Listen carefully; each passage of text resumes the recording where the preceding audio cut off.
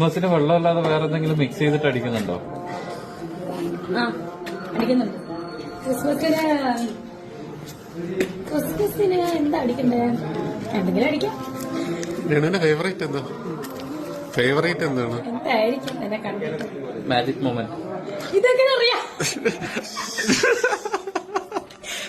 ആണോ? അറിയാവോ? അപ്പൊ മാജിക് മൊമെന്റ് ആണോ? മദ്യപാനിയായ രേണുസുതിയാണ് ഇപ്പോൾ സമൂഹ മാധ്യമങ്ങളിലെ ഒരു പ്രധാനപ്പെട്ട ചർച്ചാ വിഷയം.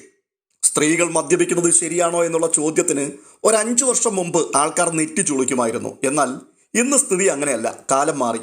നമ്മൾ ഒത്തിരി പുരോഗമിച്ചു. പുരുഷന്മാർക്ക് മാത്രം എന്താണ് ഇത്ര പ്രത്യേകത? അവർക്ക് മാത്രമേ മദ്യപിക്കാൻ പാടുള്ളൂ?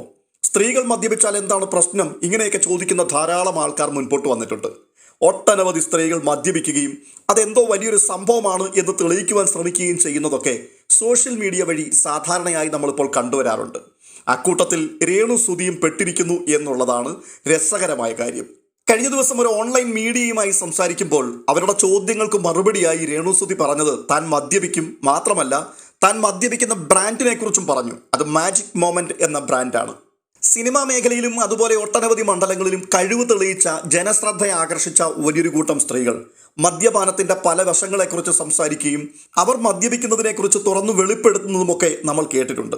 അവരോടൊന്നും സമൂഹത്തിന് തോന്നാത്ത എന്തോ ഒരു അവജ്ഞ, എന്തോ ഒരു പുച്ഛം രേണുസുതിയോട് മാത്രം എന്തിനാണ് ആൾക്കാർ വെച്ചു പുലർത്തുന്നത്? ഇത് ചിലരെങ്കിലും ചോദിക്കുന്നൊരു ചോദ്യമാണ്. അതിന് കൃത്യമായി ഒറ്റ വാക്കിൽ മറുപടി പറഞ്ഞാൽ അവർക്കൊക്കെ ആകാം, പക്ഷേ രേണുസുതിക്ക് മാത്രം പറ്റില്ല. അത് ഇരട്ട നീതിയാണ്. ഇത് ശരിയായിട്ടുള്ളൊരു കാര്യമല്ല. എന്നാൽ ആ ഒറ്റ വാക്കിലുള്ള മറുപടിക്കപ്പുറം ഇന്നലകളിലെ രേണുസുതിയും ഇന്നത്തെ രേണുസുതിയും തമ്മിലുള്ള ഒരു കമ്പാരിസൺ കൂടി നടത്തേണ്ടതായിട്ടുണ്ട്. അത് ധാർമ്മികതയുടെ പ്രശ്നമാണ്. ഉടുതുണിക്കും മറുതുണിയില്ലാതെ വിശപ്പടക്കുവാൻ കഷ്ടപ്പെട്ട് ഒടുവിൽ അഭിമാനം പോലും മാറ്റിവെച്ച് ഓരോ ആൾക്കാരെയും ഫോണിൽ വിളിച്ച് പണം ആവശ്യപ്പെടുകയും ഒടുവിൽ പണം തിരികെ ചോദിച്ച വ്യക്തികളുമായി വാക്കുതർക്കമുണ്ടാവുകയും അതൊക്കെ കുടുംബത്തെ പോറ്റാൻ വേണ്ടിയായിരുന്നു, കുഞ്ഞുങ്ങളെ വളർത്തുവാൻ വേണ്ടിയുള്ള കഷ്ടപ്പാടിന്റെ കാലങ്ങളായിരുന്നു എന്നൊക്കെ തുറന്നു പറയുകയും ചെയ്ത രേണുസുതി. ആ രേണുസുതിയാണ് ഇപ്പോൾ താൻ അടിക്കുന്ന ബ്രാൻഡ് മാജിക് മൊമെന്റ് ആണ് എന്ന് യാതൊരു ഉളുപ്പുമില്ലാതെ സമൂഹത്തോട് വന്ന് വിളിച്ചു പറയുന്നത്. എന്ന് വെച്ചാൽ ഇല്ലായ്മയുടെ കാലത്ത് തെണ്ടി തിന്നു, നല്ല കാലം വന്നപ്പോൾ ആസ്വദിച്ച് അടിച്ചു പൊളിച്ചങ്ങ് ജീവിക്കുകയാണ്. ഇവിടെ രേണുസുതി പ്രധാനമായിട്ടും ചിന്തിക്കേണ്ട ചില കാര്യങ്ങളുണ്ട്. എവിടെ നിന്നായിരുന്നു താൻ വന്നത്? ഞാൻ മുമ്പ് പറഞ്ഞതുപോലെ വിശപ്പടക്കുവാനുള്ള മാർഗമില്ലാതെ, ഉടുതുണിക്ക് മറുതുണിയില്ലാതെ, കയറിക്കിടക്കുവാൻ സ്വന്തമായൊരു കിടപ്പാടം പോലുമില്ലാതെ, ഈ പൂച്ച കുഞ്ഞുങ്ങളെയും ഒക്കെ കടിച്ചു നോക്കി ഒരിടത്ത് നിന്നും മറ്റൊരിടത്തേക്ക് നിരന്തരമായി പാലായനം ചെയ്യുന്നത് പോലെ വളരെ ദൈന്യതയുള്ളൊരു കാലം രേണുസുതിക്കുണ്ടായിരുന്നു. അതിനിടയിൽ കൂനിന്മേൽ കുരു പോലെ ഭർത്താവിൻ്റെ മരണമുണ്ടാകുന്നു. തുടർന്ന് അതിദാരുണമായ ജീവിത സാഹചര്യത്തിലേക്ക് വീണ്ടും വലിച്ചിഴക്കപ്പെടുന്നു. അവിടെ നിന്ന് പടപൊരുതി കഠിനാധ്വാനം ചെയ്ത് കഴിവ് തെളിയിച്ച് കയറി വന്ന ഒരു സ്ത്രീയല്ല രേണു. ഒട്ടനവധി നന്മയുള്ള മനുഷ്യരുടെ സഹായത്തിന്റെയും ഔദാര്യത്തിന്റെയും മാത്രം പിൻബലത്തിൽ ജീവിച്ച് മുൻപോട്ട് വരികയും ഇവിടെ വരെ എത്തുകയും ചെയ്ത ഒരു സ്ത്രീ. ഈ രേണുവാണ് ഇപ്പോൾ ദേ ഇമ്മാതിരി തുറന്നു പറച്ചിൽ നടത്തിയിരിക്കുന്നത്. ക്രിസ്മസിന് വെള്ളമല്ലാതെ വേറെ എന്തെങ്കിലും മിക്സ് ചെയ്തിട്ട് അടിക്കുന്നുണ്ടോ? അടിക്കുന്നുണ്ട്. ക്രിസ്മസിന് എന്താ അടിക്കണ്ടേ? എന്തെങ്കിലും അടിക്കാം. ഫേവറേറ്റ് എന്താണ്? എന്തായിരിക്കും എന്നെ കണ്ടിട്ട്? Magic moment. ഇതൊക്കെ അറിയാം. ആണോ? അറിയാവോ? അപ്പൊ മാജിക് മൊമെന്റ് ആണോ? അത് മാത്രമേ ഉള്ളൂ. വേറൊന്നും കഴിക്കത്തില്ല. ബിയർ ഒന്നും താല്പര്യമില്ലല്ലോ? ഇഷ്ടമാണ്. പണ്ട് സൂചേട്ടൻ ഉണ്ടായിരുന്നപ്പോഴേ കഴിക്കുമായിരുന്നു അല്ലേ? വല്ലപ്പോഴും ഞങ്ങൾ ക്രിസ്മസിനും, ഞങ്ങള് ക്രിസ്ത്യൻസ് അല്ലേ, എല്ലാരും കുടുംബത്തില് കസിൻസ് എല്ലാം അവരെല്ലാം ബിയർ കഴിക്കും. അതെ അതെ. അല്ലെങ്കിൽ അച്ചായന്മാരൊക്കെ നല്ല സുചേട്ടനും ഞാനൊക്കെ ബർത്ത്ഡേക്ക് കിച്ചു, ഞാനും സുചേട്ടനും ഒക്കെ എല്ലാരും ആഘോഷിക്കില്ല. അപ്പം ബിയറൊക്കെ പണ്ടൊക്കെ നേരത്തെ കാര്യമാണ്. മാക്സിമം എത്ര പെഗ് കഴിക്കും? എന്തിനൊക്കെ പറയുന്ന ചേട്ടാ? അല്ല എത്ര വരെ പോകും? പറയുള്ളൂ കള്ളുകുടിയായിരുന്നു.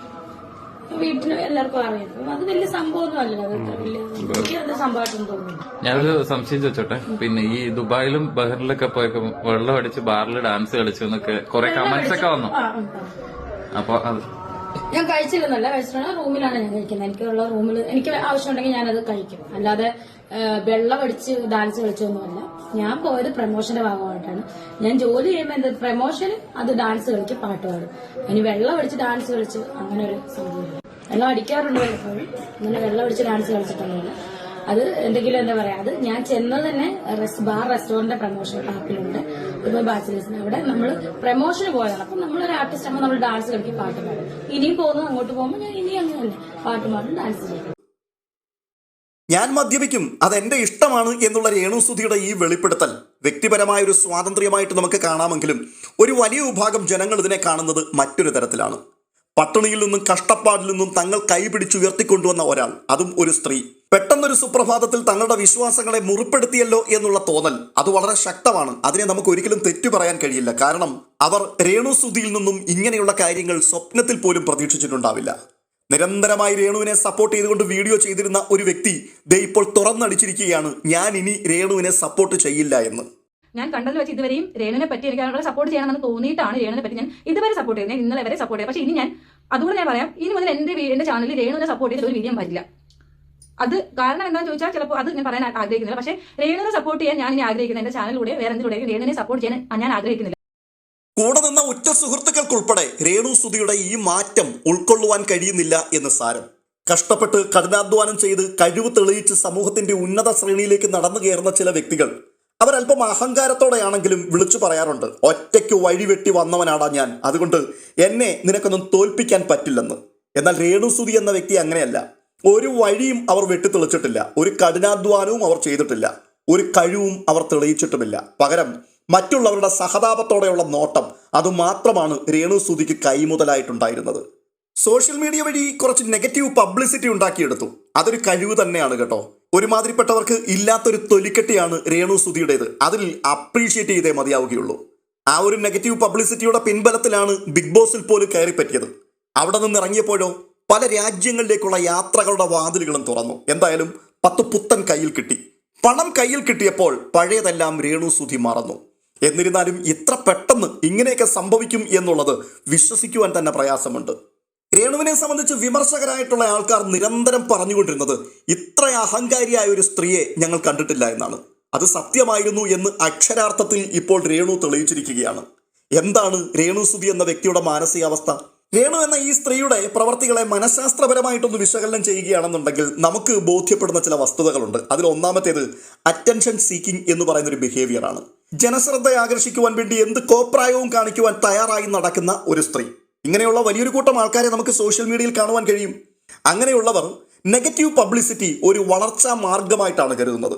തെറി വിളിക്കപ്പെടുമ്പോഴും വിമർശിക്കപ്പെടുമ്പോഴും തന്നെ കൂടുതൽ ആൾക്കാർ കാണുകയാണല്ലോ, കൂടുതൽ ആൾക്കാരിലേക്ക് എൻ്റെ വീഡിയോ എത്തുകയാണല്ലോ എന്നുള്ള ആ ഒരു ചിന്ത അതിനെ ഒരു അഭിമാനമായി കാണുകയും വീണ്ടും കൂടുതൽ പ്രകോപനപരമായ കാര്യങ്ങൾ ചെയ്യുവാനും ഇത്തരക്കാരെ ഇത് പ്രേരിപ്പിക്കുന്നുണ്ട്.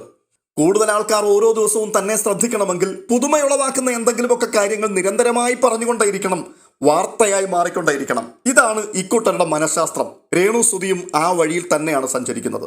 ഞാൻ മദ്യപിക്കുന്നയാളാണ് എന്ന് സമൂഹത്തിന്റെ മുൻപിലേക്ക് രേണു തന്നെ വന്ന് പറഞ്ഞു വെക്കുമ്പോൾ അത് വലിയ പൊട്ടിത്തെറി ഉണ്ടാക്കും എന്നവർക്ക് നന്നായിട്ട് അറിയാം. അറിഞ്ഞുകൊണ്ട് തന്നെയാണ് താൻ ഈ വാക്കുകൾ പറയുന്നത്.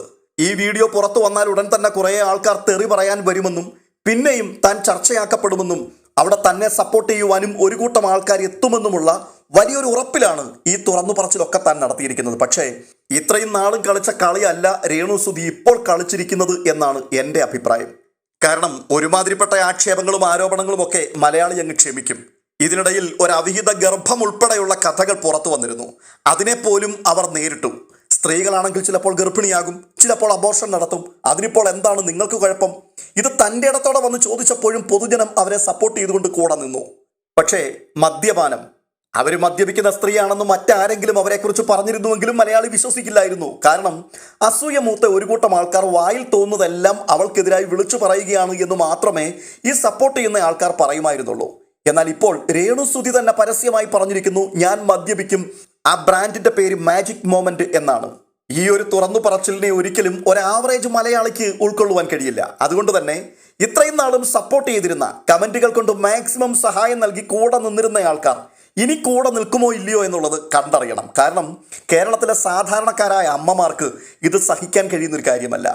അതുകൊണ്ട് തന്നെ തീർച്ചയായിട്ടും അവരിവിടെ ഒരു പുനർവിചിന്തനത്തിന് തയ്യാറാവും. ഇത്രയും നാളും സമൂഹം ഇവളെക്കുറിച്ച് പറഞ്ഞതൊക്കെ സത്യമായിരുന്നല്ലോ എന്നുള്ളത് അവരിപ്പോഴാണ് തിരിച്ചറിയുവാൻ തുടങ്ങുന്നത്.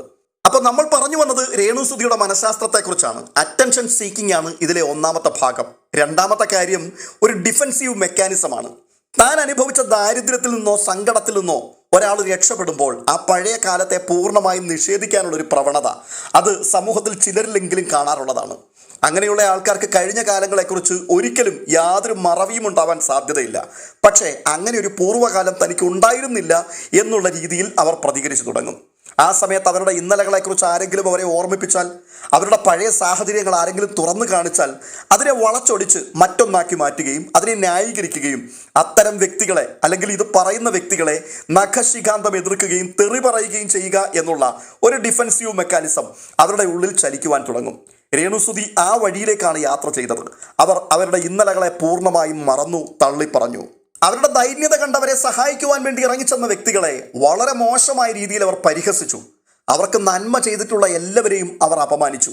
ആരുടെയും ഔദാര്യം കൊണ്ടല്ല ഞാൻ ഇവിടെ വരെ എത്തിയത്, എൻ്റെ കഴിവ് കൊണ്ട് തന്നെയാണ് എന്ന രീതിയിൽ അവർ മറുപടി നൽകുവാൻ തുടങ്ങി. ഇതൊരു ചെറുത്തുനിൽപ്പിന്റെ മനഃശാസ്ത്രമാണ്.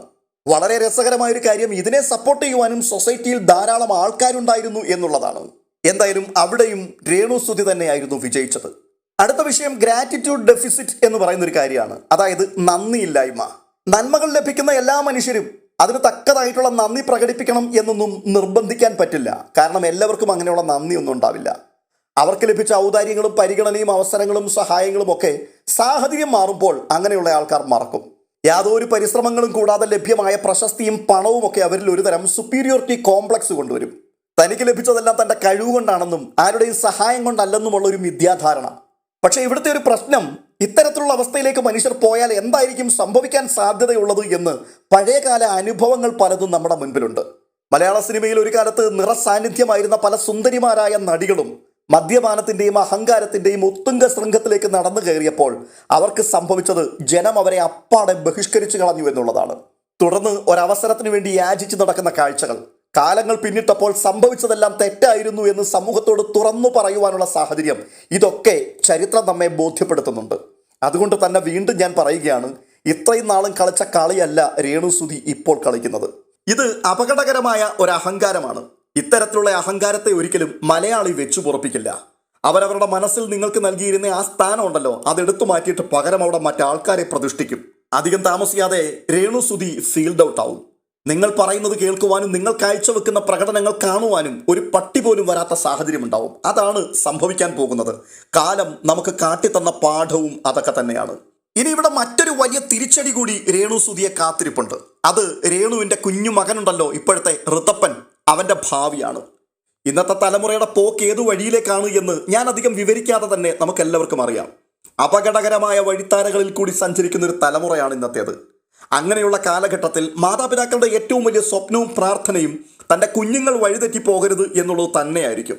നാളെ മദ്യപിച്ച് മതോന്മത്തനായി ഈ കുട്ടി, ഈ ഋതപ്പൻ വീട്ടിലേക്ക് കയറി വന്നാൽ ഒരമ്മ എന്ന നിലയിൽ ആ മകൻ്റെ മുഖത്ത് നോക്കി നീ ചെയ്തത് തെറ്റാണ് എന്ന് പറഞ്ഞ് അവനെ ശാസിക്കാനോ തിരുത്തുവാനോ രേണുസുതി എന്ന വ്യക്തിക്ക് കഴിയുമോ എന്നുള്ളതാണ് പ്രധാനപ്പെട്ട ഒരു ചോദ്യം. മദ്യപാനശീലമുള്ള അപ്പന്മാരുടെ പലരുടെയും മക്കൾ നല്ല വഴിയിൽ നടക്കുന്നത് നമ്മൾ കണ്ടിട്ടുണ്ട്, മോശക്കാരായി ജീവിക്കുന്നതും നമ്മൾ കണ്ടിട്ടുണ്ട്.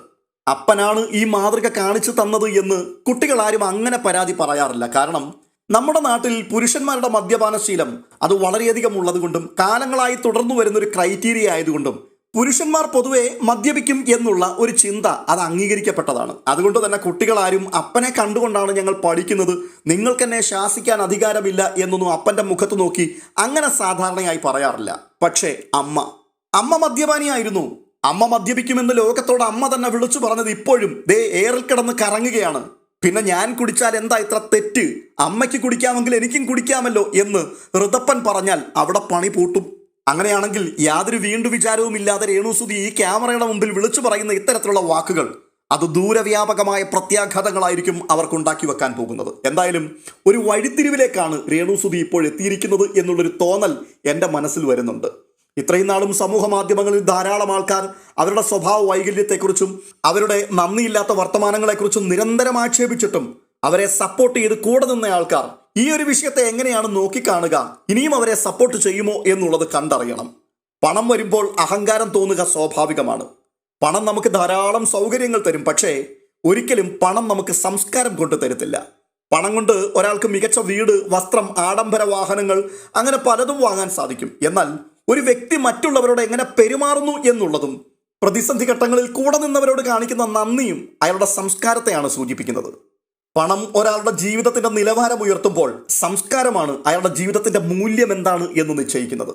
പണം ഒരു വ്യക്തിയുടെ യഥാർത്ഥ സ്വഭാവത്തെ പുറത്തു കൊണ്ടുവരുന്നു എന്ന് മനഃശാസ്ത്രജ്ഞന്മാർ പറയാറുണ്ട്. ദാരിദ്ര്യത്തിന്റെ സമയത്ത് പലരും വിനയമുള്ളവരായി കാണപ്പെടുന്നത് അതവരുടെ നിലനിൽപ്പിന്റെ ആവശ്യമായതുകൊണ്ടാണ്. എന്നാൽ പണം കയ്യിലെത്തുമ്പോൾ ആ മുഖം മൂടി അഴിച്ചു വെക്കുവാൻ അവർക്ക് ധൈര്യം ലഭിക്കും. അവിടെയാണ് ഒരാളുടെ യഥാർത്ഥ സംസ്കാരം വെളിപ്പെടുന്നത്. സംസ്കാരമുള്ള ഒരു വ്യക്തി എത്ര വലിയ ഉയരങ്ങളിലെത്തിയാലും താൻ വന്ന വഴികളെയും തന്നെ സഹായിച്ചവരെയും ഒരിക്കലും മറക്കില്ല. ഇതിനെയാണ് റൂട്ടഡ്നെസ് എന്ന് വിളിക്കുന്നത്. എന്നാൽ ഈ പറഞ്ഞ സംസ്കാരത്തിന്റെ അടിത്തറ ഇല്ലാത്തവർക്ക് ലഭിക്കുന്ന പണം അവരിൽ അഹന്തയുണ്ടാക്കും. അവരെ സഹായിച്ചവരെ തള്ളി പറയുന്നതിലൂടെ താനിപ്പോൾ അവരെക്കാൾ മുകളിലാണ് എന്ന് സ്ഥാപിക്കാനുള്ള ഒരു വ്യഗ്രത അവരിലുണ്ടാവും. ഇവിടെ രേണുസുതിയുടെ കാര്യത്തിൽ സോഷ്യൽ മീഡിയയും പണവും നൽകുന്ന ഒരു മിഥ്യാബോധം അതവരെ ആഴത്തിൽ പിടികൂടിയിട്ടുണ്ട്. ഇന്നത്തെ കാലത്ത് സോഷ്യൽ മീഡിയ വഴി പെട്ടെന്ന് പണവും പ്രശസ്തിയും ലഭിക്കുമ്പോൾ അതൊരു തരം ഇൻസ്റ്റന്റ് സക്സസ് ആണ് ഉണ്ടാക്കിയെടുക്കുന്നത്. അധ്വാനത്തിലൂടെയും അനുഭവങ്ങളിലൂടെയും അല്ലാതെ ലഭിക്കുന്ന ഈ വളർച്ച പലപ്പോഴും വ്യക്തിത്വ വികസനത്തിന് സഹായകമാകില്ല. അതുകൊണ്ടാണ് പലരും നെഗറ്റീവ് പബ്ലിസിറ്റി പോലും ഒരു നേട്ടമായി കാണുന്നതും ആഘോഷിക്കുന്നതും. പഴയകാലത്തെ തറവാടുകളെക്കുറിച്ചൊക്കെ ആൾക്കാർ വലിയ അഭിമാനത്തോടെ സംസാരിക്കുന്നത് കേട്ടിട്ടില്ലേ? പണത്തേക്കാൾ കൂടുതൽ അവർ അഭിമാനിച്ചിരുന്നത് അവരുടെ കുടുംബ മഹിമയിലും സംസ്കാരത്തിലുമാണ്. എന്നാൽ ഇന്ന് പണം മാത്രമാണ് എല്ലാത്തിൻ്റെയും അളവുകോല്. രേണുസുതിയുടെ കാര്യത്തിൽ സംഭവിച്ചത് അവർക്ക് പണം ലഭിച്ചു, പ്രശസ്തി ലഭിച്ചു. പക്ഷേ ആ പണം വേണ്ട രീതിയിൽ കൈകാര്യം ചെയ്യാനോ തന്നെ സഹായിച്ച സമൂഹത്തോട് അന്തസ്സായി പെരുമാറാനോ ഉള്ള ഒരു സാംസ്കാരിക പക്വത അതവർക്കില്ലാതെ പോയി. അപ്പോൾ പറഞ്ഞു വന്നത്, പണം കൊണ്ട് നമുക്ക് വേണമെങ്കിൽ ഒരു കൊട്ടാരം വേണമെങ്കിലും പണിയാം. പക്ഷേ ഒരു മാന്യനായി ഒരു നല്ല മനുഷ്യനായി ജീവിക്കണമെങ്കിൽ സംസ്കാരം വേണം. രേണുസുതിയുടെ ജീവിതത്തിൽ നാം കാണുന്നത് ഇപ്പോൾ പണം വന്നപ്പോൾ സംസ്കാരം പടിയിറങ്ങിപ്പോയ കാഴ്ചയാണോ, അതോ പണം വന്നപ്പോൾ ഒളിഞ്ഞിരുന്ന യഥാർത്ഥ സ്വഭാവം അത് പുറത്തു ചാടിയതാണോ? അത് മനസ്സിലായിട്ടുള്ളവർക്ക് ഇതിന്റെ മറുപടി അത് കമന്റ് ബോക്സിൽ എഴുതാം. എന്തായാലും മൂഷിക സ്ത്രീ വീണ്ടും മൂഷിക സ്ത്രീയായി എന്ന പഴയ പഴഞ്ചൊല്ല് പോലെ ആവാതിരിക്കട്ടെ രേണുസുതിയുടെ അവസ്ഥ എന്നാണ് ഇപ്പോൾ ആഗ്രഹിക്കുന്നത്. ഇത് കേൾക്കുമ്പോൾ ഈ പുതിയ തലമുറയിലെ കുട്ടികൾക്ക് എന്താണ് ഈ മൂഷിക സ്ത്രീ, എങ്ങനെയാണ് മൂഷിക സ്ത്രീ വീണ്ടും മൂഷിക സ്ത്രീ ആയത് എന്നുള്ളതിനെക്കുറിച്ച് ഒരു സംശയം തോന്നാൻ സാധ്യതയുണ്ട്. അതുകൊണ്ട് അതും കൂടി ഒന്ന് പറഞ്ഞ് അവസാനിപ്പിച്ചേക്കാം, അറിയാത്തവർക്ക് വേണ്ടിയാണ് കേട്ടോ. ഒരിക്കൽ ഗംഗാനദിയിൽ സ്നാനം ചെയ്തുകൊണ്ടിരുന്ന ഒരു താപസൻ, ഒരു മുനി, അദ്ദേഹത്തിന്റെ മുൻപിലേക്ക് ഒരു എലിക്കുഞ്ഞു വന്നു വീണു. താൻ മുകളിലേക്ക് തല ഉയർത്തി നോക്കിയപ്പോൾ ആകാശത്തൂടെ ഒരു പരുന്തു പറന്നു പോകുന്ന കാഴ്ചയാണ് കണ്ടത്. പരുന്തിന്റെ ഇരയായിരുന്നു, പക്ഷേ അബദ്ധത്തിൽ അതിന്റെ വായിൽ നിന്നും താഴെ വീണു പോയതാണ്. ജീവനുള്ള ഈ എലിക്കുഞ്ഞ് മുനിയുടെ മുൻപിൽ കിടന്ന് പിടയുന്ന കാഴ്ച ഇത് കണ്ടിട്ട് മനസ്സലിഞ്ഞ താപസൻ ദയ തോന്നി ആ മൂഷികയെ എടുക്കുകയാണ്, ആ എലിക്കുഞ്ഞിനെ എടുക്കുകയാണ്. തുടർന്ന് തന്റെ തപോശക്തി കൊണ്ട് ആ എലിയെ താൻ ഒരു സുന്ദരിയായ പെൺകുട്ടിയാക്കി മാറ്റി. തുടർന്ന് അവളെ സ്വന്തം മകളെ പോലെ അദ്ദേഹം വളർത്തുവാൻ തുടങ്ങി. അവൾ വളർന്നു വിവാഹപ്രായമെത്തി. ആ സമയത്ത് ലോകത്തിലെ ഏറ്റവും കരുത്തനായ ഒരാളിനെ കൊണ്ട് തന്റെ മകളെ വിവാഹം കഴിപ്പിക്കണമെന്ന് മുനി ആഗ്രഹിച്ചു. അങ്ങനെ മുനി ഓരോരുത്തരെയായി സമീപിക്കുവാൻ തുടങ്ങി. ആദ്യം താൻ എത്തിയത് സൂര്യന്റെ അരികിലേക്കാണ്. സൂര്യനെ വിളിച്ച് കാര്യങ്ങൾ ഉണർത്തിച്ചപ്പോൾ സൂര്യൻ പറഞ്ഞത് തന്നേക്കാൾ കരുത്തുള്ള വ്യക്തി മേഘമാണെന്നാണ്. കാരണം സൂര്യനെ മേഘത്തിന് മറയ്ക്കുവാൻ കഴിയും. അപ്പോൾ മേഘമാണല്ലോ കേമൻ. ഇത് കേട്ടുകൊണ്ട് മുനി മേഘത്തെ സമീപിക്കുകയാണ്.